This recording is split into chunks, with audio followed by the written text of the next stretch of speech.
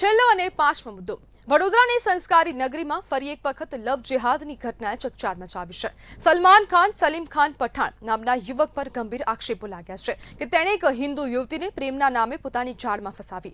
પીડિતાના જણાવ્યા અનુસાર આરોપીએ લગ્નની લાલચ આપી તેને સતત 8 વર્ષ સુધી પોતાના પાસે રાખી અને આ દરમિયાન તેની સાથે શારીરિક અને માનસિક શોષણ કર્યું.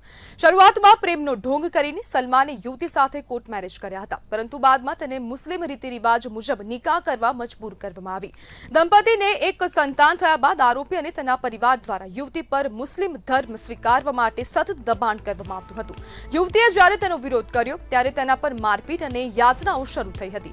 પીડિતાએ આરોપ લગાવ્યો છે કે સલમાન પઠાણ તેને અવારનવાર માર મારતો અને ધમકી આપતો હતો કે જો તે તેની વાત નહીં માને તો તેને ટુકડા કરીને બોરીમાં ભરી દેશે. એટલું જ નહીં, યુવતી તેની માતાના ઘરે ગઈ ત્યારે આરોપી ત્યાં પહોંચી ગયો અને બળજબરીથી તેને રિક્ષામાં બેસાડી આજવા નજીક લઈ જઈને ઢોર માર માર્યો. અંતે સતત મળતી ધમકીઓ અને અત્યાચારથી કંટાળીને પીડિતાએ સ્થાનિક હિન્દુ સંગઠનોનો સંપર્ક કર્યો અને તેમની મદદથી બાપોદ પોલીસ સ્ટેશનમાં સલમાન ખાન પઠાણ વિરુદ્ધ ફરિયાદ નોંધાવી છે. હાલમાં પોલીસે સમગ્ર મામલે તપાસ શરૂ કરી છે અને આરોપી સામે કડક કાર્યવાહી કરવાની માંગ ઉઠી રહી છે.